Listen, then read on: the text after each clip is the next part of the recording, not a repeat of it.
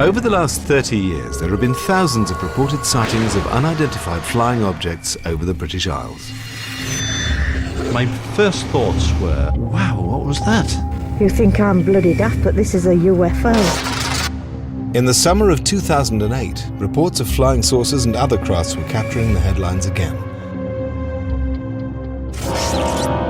Over the years, numerous eyewitnesses, including military personnel, police officers, and experienced airline pilots have testified to seeing strange lights in the sky and other mysterious phenomena. 12 o'clock, very bright yellow object. It was nothing like an airplane that I'd ever seen before. It's the brightest light I've ever seen in my life. We could offer no explanation. Many of these UFO sightings remain unexplained to this day. But what or who were they? Could they really be evidence of extraterrestrial life? I thought, what's that? I couldn't believe my eyes. Tonight, we hear firsthand from those who witnessed them and examine the truth behind some of Britain's most celebrated UFO sightings.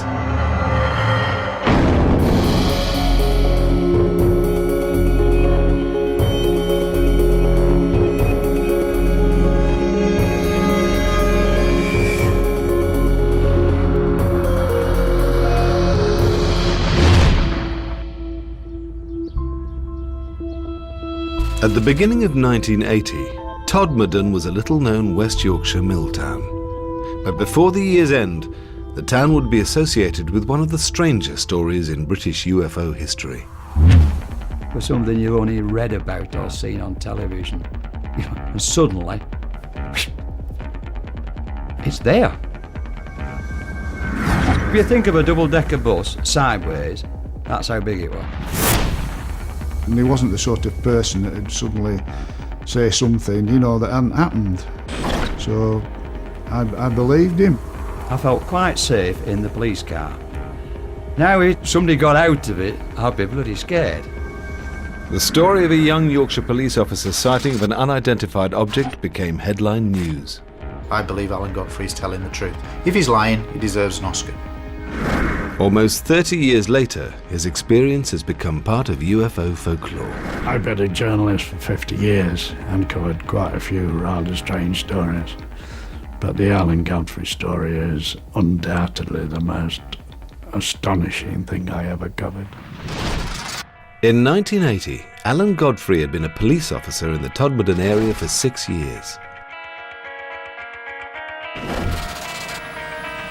On the night of the 28th of November, he claims to have witnessed something extraordinary. We got radio messages from our control room that people were reporting seeing a small herd of cows roaming around a local council estate. And as I'm going up Burnley Road, I could see in the distance, about 500-600 yards up the road, something that had skidded. I thought it was a staff bus that had skidded across the road for some reason. Whatever it was, I decided to go and investigate. So I'm driving towards this object, and I got within about 20 yards, and there it was. An object, nuts and bolts, hovering above the road surface.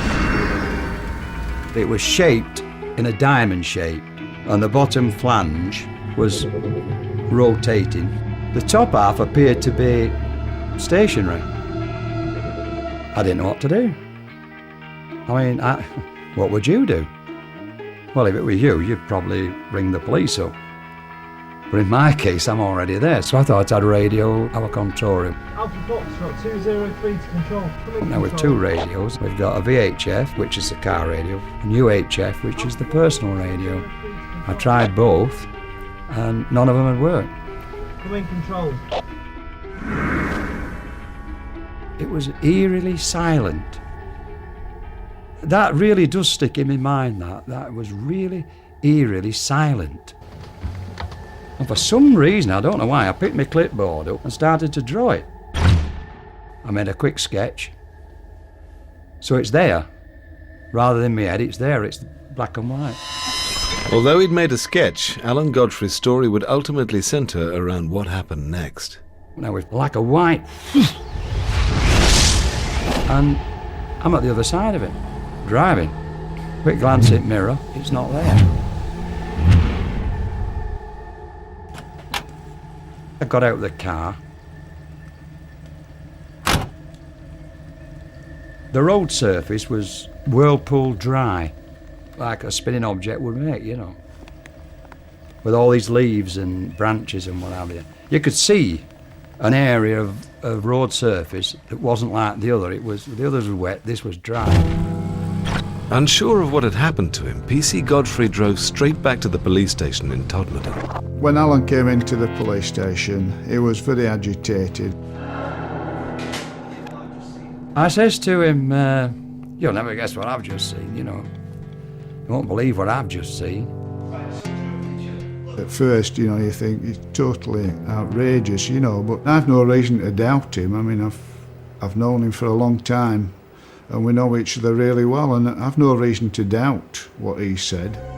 But the night still had one more surprise left. As Alan Godfrey ended his shift, he noticed something else he couldn't explain. There was approximately 30-35 minutes missing that couldn't be accounted for. For me leaving the police station to coming back. To me, I'd only been away 15 minutes. Over I had, I'd been away approximately 45-50 minutes. What Alan Godfrey claimed to have experienced was strange enough, but he wasn't alone in witnessing unusual phenomena that night.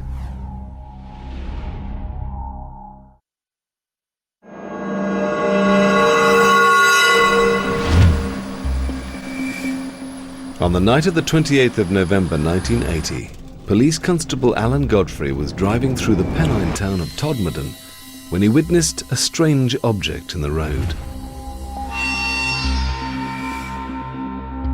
It was something you only read about or seen on television. And suddenly, it's there in front of you. It was just something out of a science fiction film. It was totally unbelievable. PC Godfrey had no rational explanation for what he'd seen, or for what he discovered later. I had this irritating itch on my foot. The boot on my left foot was split. If that's the sole of the, it was split that way. I've no idea why they were split, but when I took it off, I removed my sock, and it was on the instep of my foot, and it was a round circle like that, red.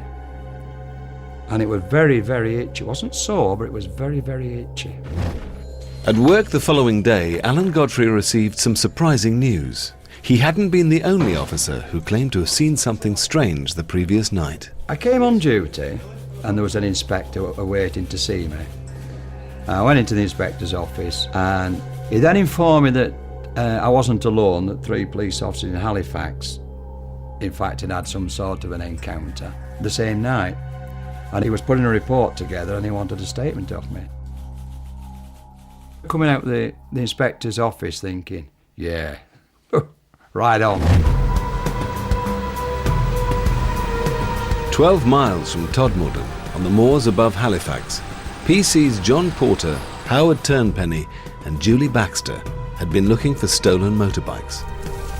What they witnessed compelled them to make an official report. We parked up, got out, walked down over the fields towards the quarries, and we'd nearly reached the quarries. And then something, nothing verbally, but something told us to turn. And we turned and just stood. And in the sky was a very cold, and I would describe it as a cold steel blue light. Not flashing, but pulsating. And the hairs on my arms and my neck just stood up. I cannot tell you, in all honesty, how big this thing was, because there was no definite shape to it other than a pulsating steel blue ball.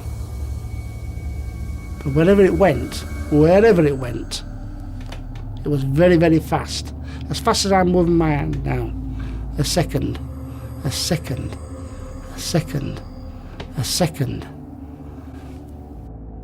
And that's how fast it moved, with no noise. Whiskey Delta 40 to Halifax Control. Tried to speak to Halifax on the radio. Nothing. Absolutely dead. I wasn't frightened, I was intrigued as to what this was. But for WPC Julie Baxter, the experience proved unsettling. Julie was scared. There's no doubt about it. She made her feelings very plain. Scared. Howard was like me. He wanted to know what it was. He wanted to see this thing. And for no known reason, it shot off in a big overhead heart towards Todmorden. Whatever it was not of... I can't explain whatever of our making. It was something completely alien to my understanding. And the night was getting even stranger. 2 traffic officers on the moors near Littleborough, 12 miles from both Alan Godfrey and the Halifax patrol, reported seeing a bright pulsating sphere hovering between 2 electricity pylons before it sped off over the hills. In all, 6 separate police officers had witnessed strange phenomena that night. But it was Alan Godfrey's story which caught the attention of both the local press and UFO investigators, many of whom descended on Todmorden in the wake of the sighting. In 1980, Jenny Randalls headed British UFO investigation group Oferte. She was born near Todmorden and has written about British UFO sightings for over 35 years. The Alan Godfrey experience, when it happened, came at the culmination of a whole series of events during the preceding 3 or 4 months that had been occurring in and around that area. They've been getting stranger and stranger. The Pennines are the backbone of the United Kingdom. The area stretches from the Scottish borders to the Derbyshire Peaks, a distance of 250 miles.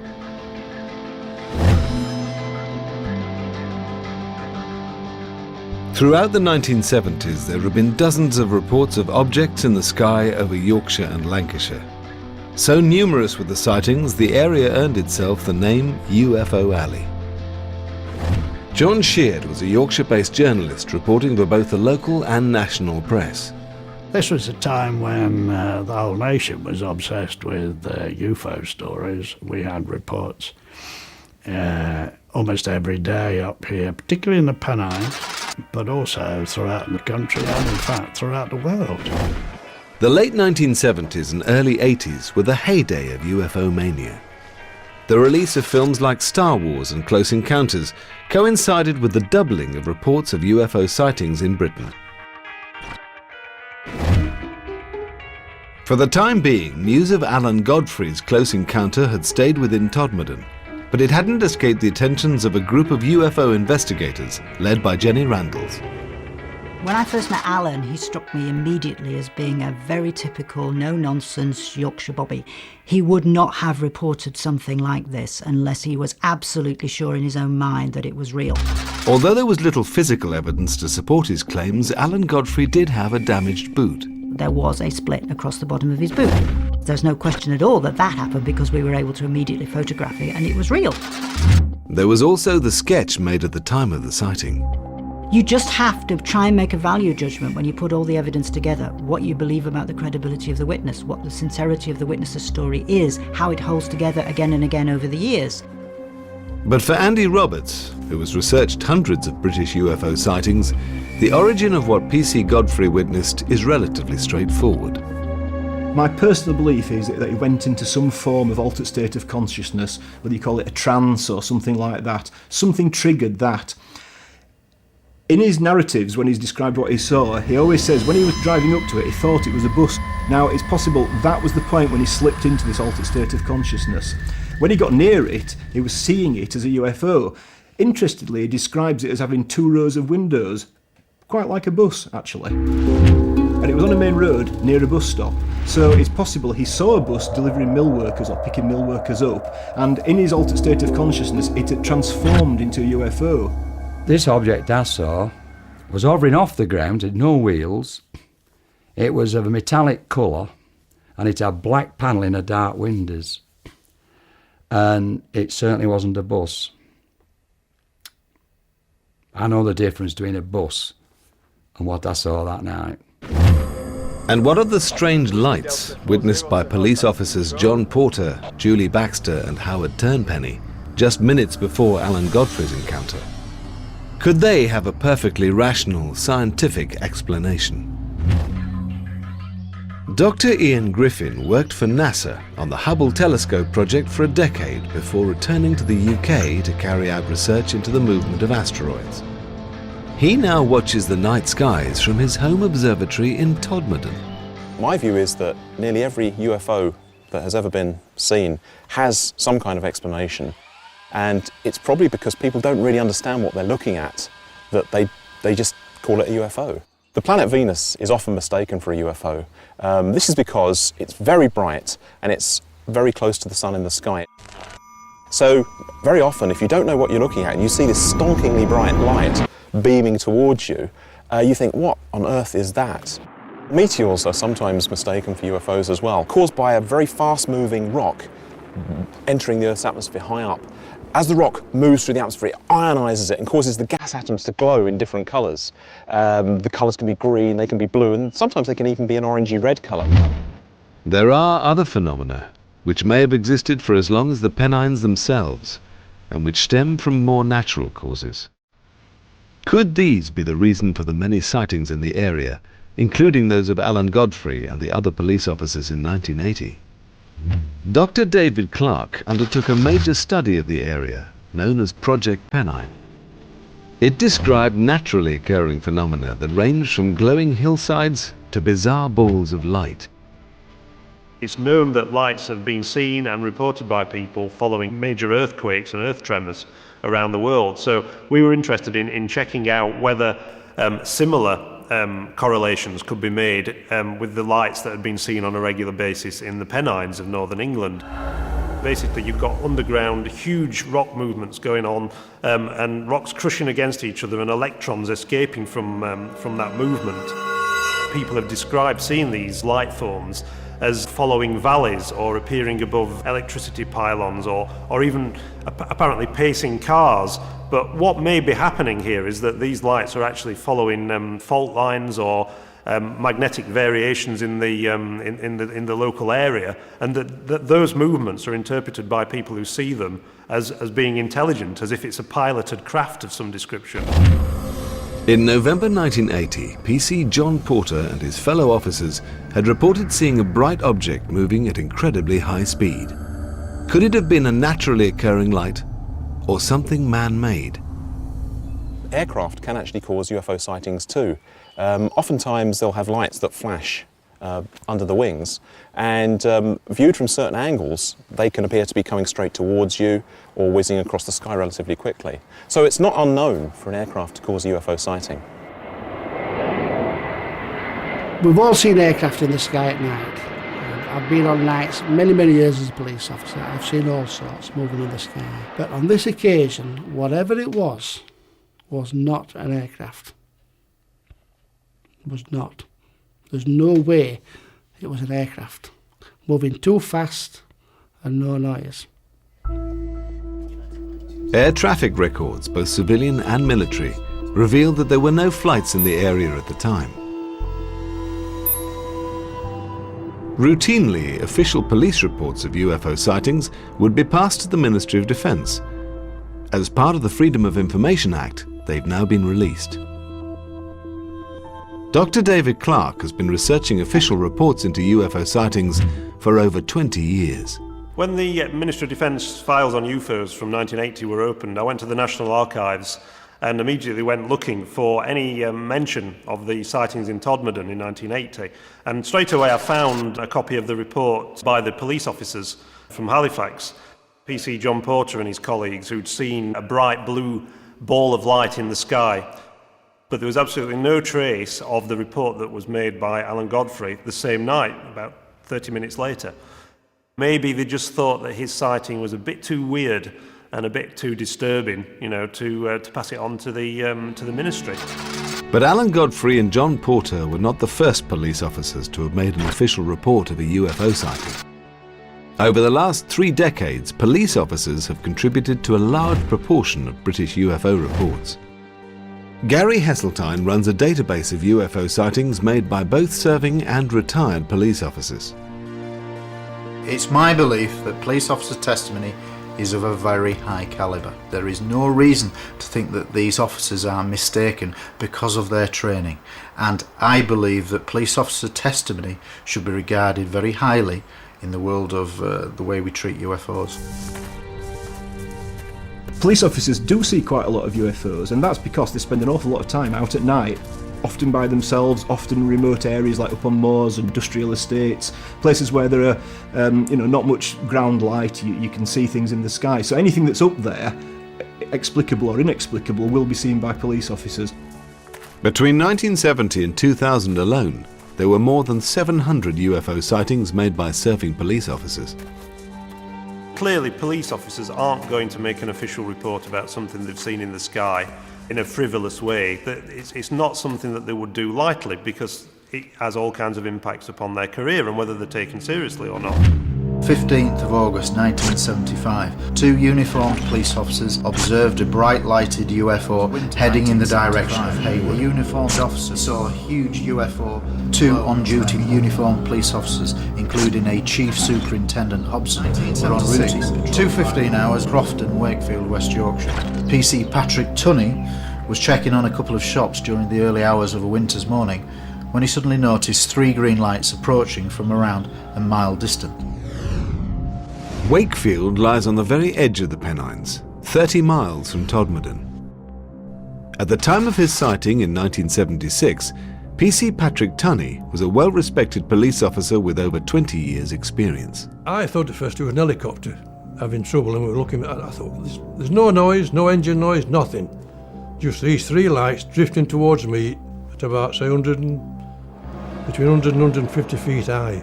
The next minute, it didn't slow down, it didn't increase, and suddenly it turned to its left, and then it accelerated at a speed I've never seen it go that fast in my life. All it was a streak of light, and that was it, gone. Could what PC Tunney saw have been an aircraft, meteor, or even a naturally occurring ball of light? And could any of these account for what Alan Godfrey claimed to have experienced in November 1980? Whatever the explanation, within a few months, Alan Godfrey's story would take a much more bizarre turn. After police officer Alan Godfrey reported an encounter with a strange object in West Yorkshire in 1980, some researchers claimed it to be a landmark in British UFO history.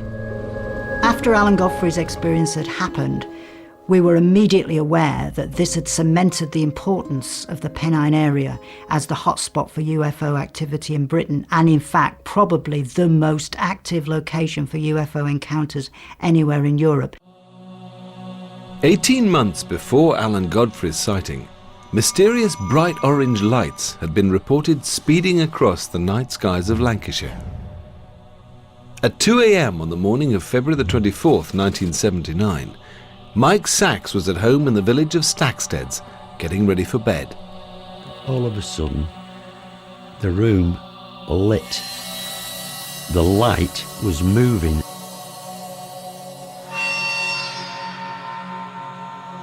I rushed to the window to be confronted with this huge ovoid, about 8-10 foot across, light, all diffused around the edges. It was pulsing, brilliant to intense, very orangey white. There was no sound. I remember that distinctly. We were in awe at this. We couldn't believe what we were seeing. It slowly descended out of sight into the quarry. It went through my mind, they do exist. These things do exist. And Mike Sachs wasn't the only witness to the mysterious object. Local farmer Alf Keim, then 19, was out working with another farmhand when he too saw something strange in the sky. We thought we were a shooting star flying down, and this building blocked it, so we shot past the building to see it.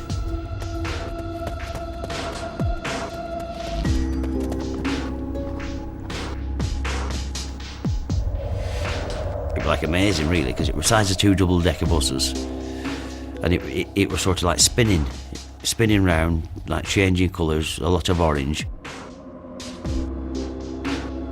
And it went right across the skyline, right over the valley then.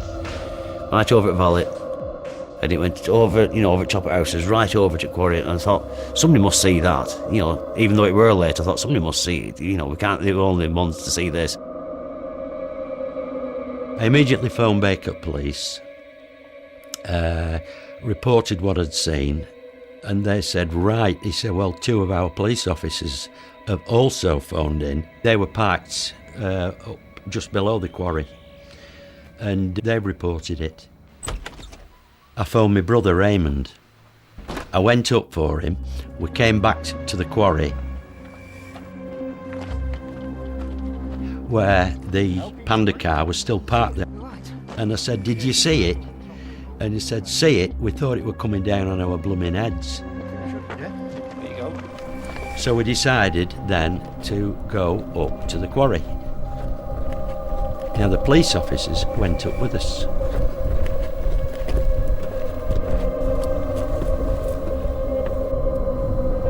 But there was nothing to be seen. By 3 a.m, Alf Kime had arrived home. When we got back that night, my dad said, is everything all right? The cow's all right? And I said, yeah, everything's perfect. I said, but we've seen a flying saucer or something to that description. And he said, don't be somebody daft. What have you been smoking? And obviously, we're laughing to himself. And he said, have you been drinking? And Mike shouted out, no, he said, we've actually seen it. We've seen some of it anyway. He said, all right, I'll see you in the morning then. That night, between 2:30 and 2:50 a.m, there were a dozen separate sightings reported throughout Lancashire and as far west as Merseyside. The reports varied from fiercely bright orange orbs to the oval-shaped craft seen by Mike Sachs and Alf Kime. The following week, when it's out in local free press, you didn't feel as daft as really telling, because we told this story and you could see people didn't believe you when you were telling it because, I don't think I'd believe it myself really. If the oval-shaped craft seemed inexplicable, what were the bright orange lights seen shooting across the sky that night? Astronomer Dr. Ian Griffin may have one explanation. Since the dawn of the space age, several thousand objects have been launched into space. And the re-entry of a satellite can cause a bright flash of light in the sky. And certainly big satellites, for example Skylab in the late 1970s or the Mir station in the 1990s, when they entered the Earth's atmosphere, they looked like tremendous fireballs with bits breaking off. So oftentimes, yes, space junk can cause UFO sightings. For many skeptics, the explanation for the sightings is even more straightforward. The Pennines has 2 busy civilian airports situated at its edge. There was a huge explosion of air travel in the 70s and 80s, and that led to the expansion of Manchester Airport, of Leeds Bradford Airport, and international aeroplanes. Now, the Pennines, quite wild, it's very dark at night, and if you see an aircraft in the sky through unusual weather conditions or coming into land or taking off, its beams, its light configuration can appear very, very strange. And I think that's largely been the result of why there have been so many UFO sightings over the Pennines from the 1970s onwards. When it comes to UFO sightings over the Pennines, or anywhere else for that matter, we can readily explain away 99% more as mistaken identity. But it leaves that niggling little number every time that no matter how much research, no matter how much you try, you can't get rid of these particular cases. And after a lot of legwork, they still remain unexplained. There was another possible explanation, that the lights in the sky being witnessed that night were connected with some secret Cold War military operation. After some of his constituents had reported seeing the lights, the MP for Ormskirk even raised the question in Parliament. On the 12th of June 1979, the Ministry of Defence issued a statement. It said that a US Air Force exercise had taken place between the 21st and 24th of February, during which fighter aircraft had been flying at very low levels throughout the British Isles. Were both Alf Kime and Mike Sachs simply witnesses to a routine military manoeuvre? We get many aircraft flying over the valley, all different shapes and sizes. Air cargo, passenger, military. This was totally unlike anything I've ever seen in my life. I can only conclude, and I don't say this lightly, it is extraterrestrial.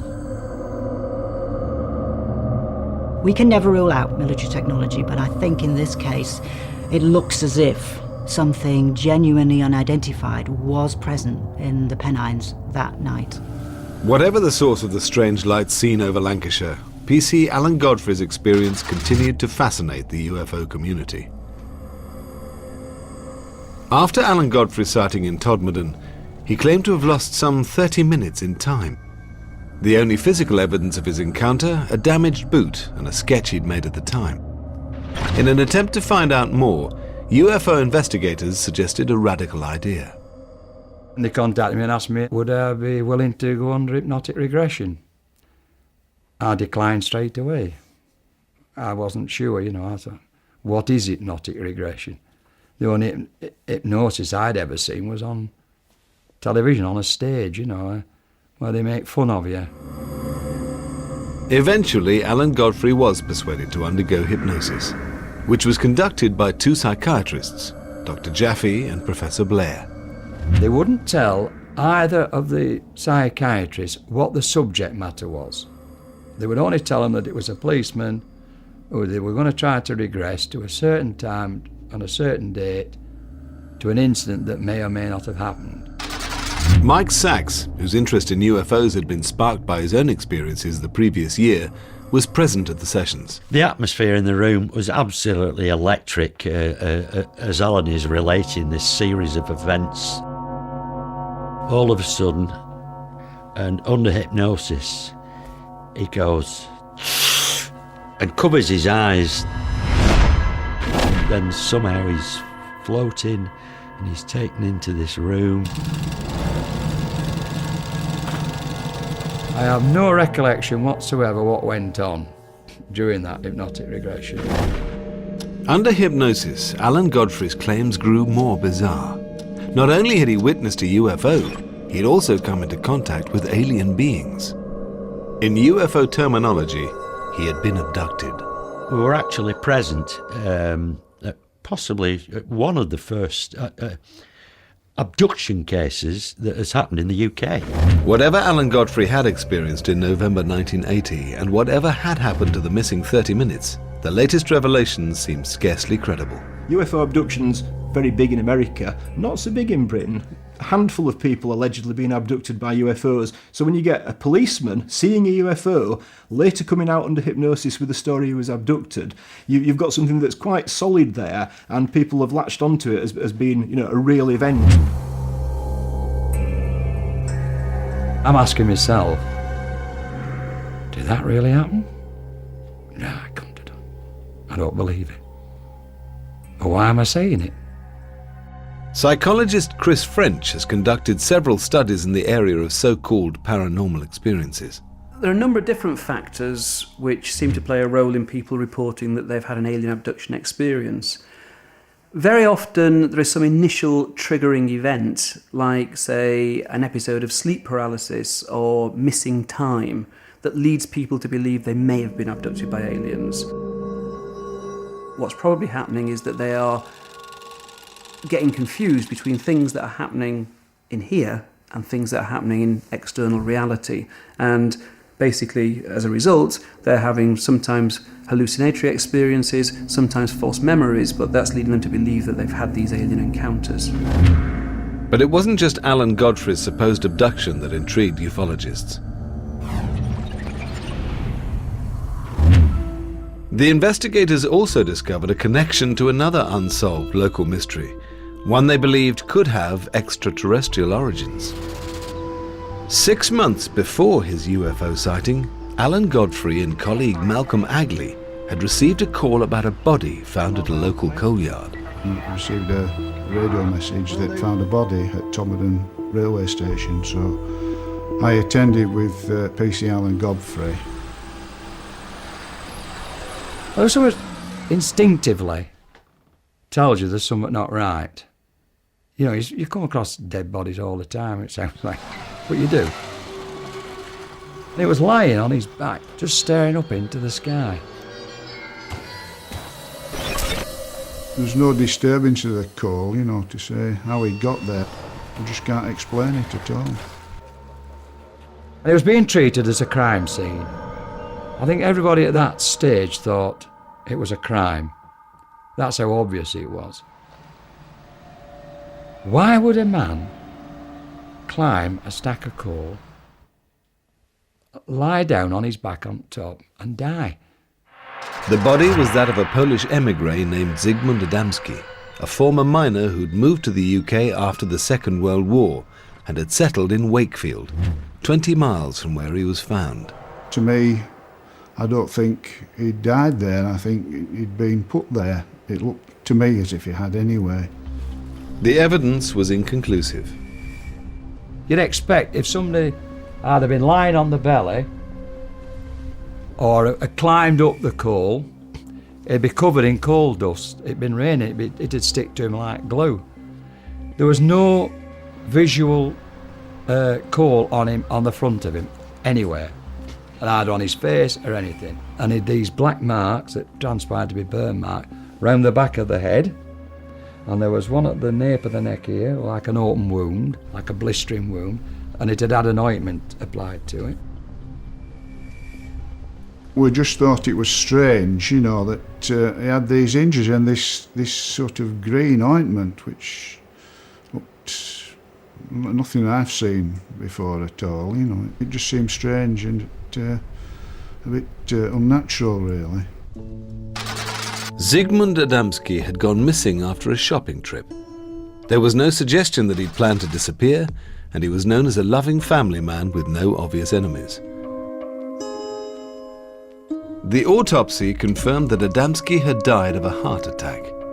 Coroner James Turnbull was mystified, not least by the strange substance found on Adamski's burns. We had the substance analysed, and the toxicologists and the scientists couldn't come up with any answers to what it was. And we came up against a blank at every line of investigation. This was one of the most puzzling cases that I've come across in 25 years.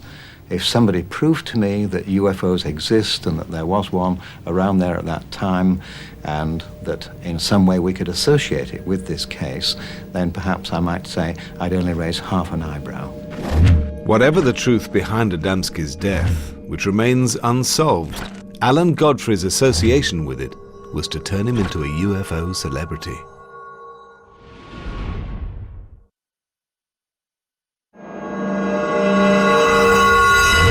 In November 1980, PC Alan Godfrey had witnessed a mysterious object whilst on patrol in Todmorden. If I'd have got out the car and thrown a brick at it, it would have gone clang. That's how real it was. Alan Godfrey was also connected to a mysterious death, which remains unsolved after almost 30 years. Zygmunt Adamski had gone missing in June 1980. His body had been found 5 days later, lying on top of a coal heap in Todmorden. At the inquest, Coroner James Turnbull was mystified, recording an open verdict and even suggesting a link with UFOs. I did nearly 27 years in the police, and it's the one thing that I've never really got to the bottom of, and it is bizarre, and it's always been there at the back of my mind. There's just no explanation for it at all. Nobody has ever been charged in relation to the death of Zygmunt Adamski, and the strange ointment which covered his burns has never been identified. To this day, we don't know whether or not there actually is any connection with the Adamski death. The case is still unsolved. They've never found out how his body got onto the top of that coal heap. Some UFO researchers looked at all the pieces of the puzzle. You know, the fact that he was put on a coal tip, and how did he get there? It's mysterious. And they just jumped to the most massive of conclusions that, you know, the only explanation must be that he's been abducted by aliens and something's gone wrong. The Adamski story was picked up by Sunday Mirror journalist John Sheard. Although more used to covering Northern Ireland and the trial of the Yorkshire Ripper, he recognised the opportunity for an exclusive. I sat down and tried to write it as straight as I could. I didn't want it to sound over-sensational because it was already a very sensational story. What I didn't know was that when it hit the streets that Sunday, as the front page lead, was the incredible reaction that would happen. I'm talking about literally thousands of letters, hundreds of phone calls. I began to realise that this was a story that, even though I was still a bit iffy about it, had gripped millions of people throughout the world. John Sheard soon discovered PC Alan Godfrey's involvement with the Adamski case, and the later claims made under hypnosis that he'd been the subject of an alien abduction. I've been a journalist for 50 years and covered quite a few rather strange stories, but the Alan Godfrey story is undoubtedly the most astonishing thing I ever covered. What made Alan's story so special from my point of view was the fact that A, he was a serving policeman, and one expects them to be fairly straightforward in recording facts. And of course it came on the heels of the Adamski story and a very strange inquest. Individually, they were good pieces, but when you add the two together and a possible connection, you've got dynamite. At the time, Alan Godfrey's story captured the public imagination. Whatever the truth behind it, it's become one of Britain's classic UFO cases. I've got no doubt that Alan's UFO experience was to him real. Whether it was objectively real is a different kettle of fish altogether. We can all have experiences which we believe are real to us, and they can happen some form of lucid dreaming, for instance, hallucinatory states, fugue states, trance states. They're all real to the person, but that's a subjective reality, not an objective reality. On the moors above Halifax, former police officer John Porter is meeting Alan Godfrey. Both reported seeing something unexplained on the night of the 28th of November 1980. How are you? I'm all right. You're getting grey. Hey, you still got yours, haven't you? Yeah, I know, but it's stuck on. Yeah. It was only when I found out about you lads Yeah. that it made me feel a lot more comfortable. Yeah. You know, because... I can understand that. Do you know what I'm on about? Three of us can't be wrong. Three of you can't be wrong. Three of us cannot be wrong. Three of us saw what we saw. Exactly. Now, I was on my own. Yeah. And I've been told I would hallucinate. I've been, whatever. I've had all this. And another one. I was told I've fallen asleep at the wheel. Absolutely. And I'm driving, but you know what I mean. I'm driving. I know. I mean, I'd only left the police station 5 minutes earlier. You know. Alan has never changed his story.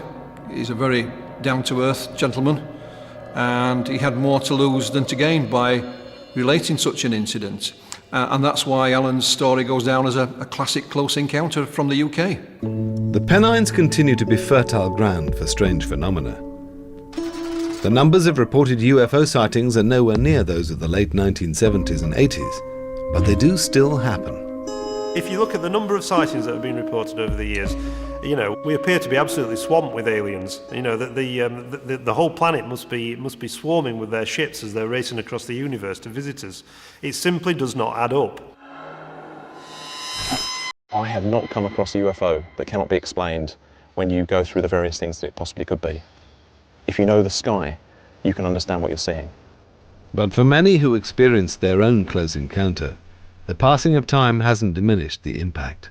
I have to say, after this experience, in all honesty, I believe there's something out there other than us. Every night I work, I'm looking up, and I've never seen anything since, but it is there. There's no doubt about it. Where they come from, why they're here, I wouldn't know, but they are here. Alan Godfrey left the police force in 1985. Almost 30 years on, he's still sticking to his story. It's 28 years ago, and I still believe in what I saw was really there.